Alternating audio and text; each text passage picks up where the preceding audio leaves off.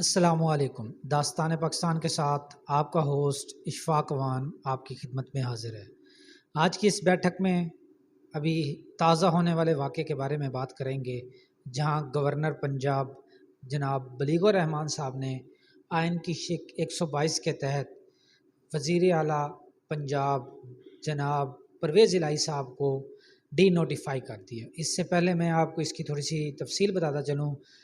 پرسوں گورنر پنجاب نے ایک خط لکھا، ایک تحریر لکھی، جس میں انہوں نے وزیر اعلیٰ پنجاب، اسپیکر پنجاب اسمبلی اور ڈپٹی اسپیکر کو عدم اعتماد کا ووٹ لینے کے لیے کہا تھا کہ آپ ووٹ آف کانفیڈنس لیں اور اس کے بعد آپ اسمبلی کے یا آپ پنجاب کے وزیر اعلیٰ رہ سکیں گے۔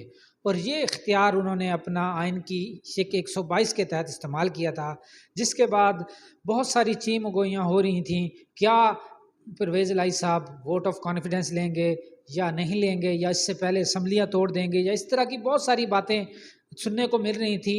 اور پرویز الہی صاحب نے بار بار اس زمان پارک میں عمران خان سے بھی ملاقات کی۔ آج بھی ان کے بیٹے مونس الہی نے اس سلسلے میں زمان پارک میں عمران خان سے ملاقات کی، اور انہوں نے آئندہ ہونے والے الیکشن میں کہا جا رہا ہے کہ سیٹ ایڈجسٹمنٹ کے بارے میں بات کی، جہاں انہوں نے 15 سیٹیں جو صوبائی اسمبلی کی اور 15 سیٹیں قومی اسمبلی کی اور 30 سیٹیں صوبائی اسمبلی کی مانگ لی ہیں عمران خان صاحب سے کہ ہمیں ان پر آپ اگر کنفرمیشن دیتے ہیں تو پھر ہم آپ کے ساتھ چلنے کو تیار ہیں۔ اور اسی وجہ سے آج پرویز الہی صاحب نے بھی ووٹ آف کانفیڈنس نہیں لیا، جبکہ وہ یہ ووٹ آف کانفیڈنس لے کر وزیر اعلیٰ برقرار رہ سکتے تھے۔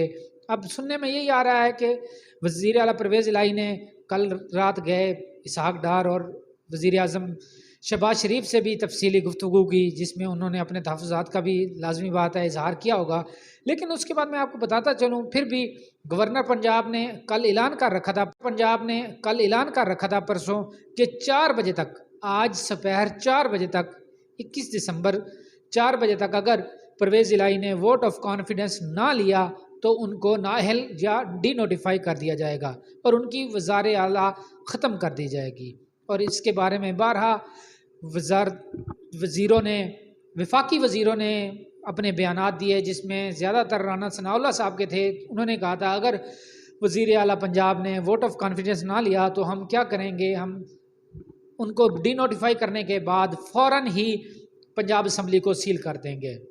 اس کے ساتھ ساتھ میں آپ کو بتاتا چلوں، 4 بجے سے پہلے یہ اطلاعات آ رہی تھیں کہ پنجاب اسمبلی کو سیل کرنے کے لیے کنٹینر بھی پہنچا دیے گئے ہیں۔ اب سوال یہ ہو رہا ہے کہ صوبے میں وزیر اعلیٰ پنجاب پرویز الہی ہیں اور ساری حکومت اور سارے احکام آرڈر پرویز الہی صاحب کے ہی ہیں، پھر وہ کون تھا جس نے دوبارہ سے کنٹینر اسمبلی پہنچا دیے؟ اور اس کے ساتھ ساتھ میں یہ بھی بتاتا چلوں کہ اسمبلی کے رستے میں ایف سی اہلکار بھی تعینات ہو گئے تھے۔ تو آپ یہ بالکل بھول چھوڑ دیں کہ جنہوں نے کہا تھا ہمارا سیاست سے کوئی تعلق نہیں ہے، وہ سیاست سے لا تعلق ہو گئے ہیں، یہ غلط ہے۔ لیکن اس وقت پاکستان کا سب سے بڑا صوبہ پنجاب ایک آئینی بحران میں مبتلا ہو چکا ہے، جو پہلے کچھ ماہ پہلے بھی اس طرح کی صورتحال ہوئی تھی، جب حمزہ شہباز شریف وزیر اعلیٰ بنے، اس کی ڈی نوٹیفیکیشن ہوئی، پھر پرویز الہی بنے، اس طرح کے معاملات چلتے رہے ہیں۔ اس میں سب سے زیادہ نقصان کس کا ہوگا؟ ہمارا عام عوام کا اور پاکستان کا نقصان ہوگا۔ بہت سارے منصوبے جو پرویز الہی نے چالو کیے تھے وہ بھی بالکل ٹھپ ہو جائیں گے، ان کے احکامات، ان کے آرڈرز بھی معطل کر دیے جائیں گے، جن میں انہوں نے گجرات کو ڈویژن بنانے کا کہا اور بھی کچھ اضلاع کی منظوری دی تھی۔ اس کے ساتھ ساتھ الیکشن کمیشن کو انہوں نے کہا تھا کہ بلدیاتی انتخابات کرائے جائیں، ان کی حلقہ بندیوں کا بھی شیڈول آ چکا تھا، وہ بھی اس وقت پھر تعطل کا شکار ہو جائیں گے۔ اور سننے میں یہی آ رہا ہے کہ اب 2 ہی صورتیں ہوں گی، یا گورنر راج یا پھر دوبارہ سے اسمبلی کی ووٹنگ کروائی جائے گی۔ اگر ووٹنگ کروائی جاتی ہے تو دوبارہ سے کاف لیگ یا پی ٹی آئی کا امیدوار وزیر اعلیٰ پنجاب بن سکتا ہے۔ اگر ووٹنگ نہ کروائی گئی اور گورنر لاج لگا دیا گیا تو ڈائریکٹ وفاق جو ہوگا وہ اس صوبے کو کنٹرول کرے گا، جو پھر بھی ایک عینی بحران کی شکل اختیار کر جائے گا۔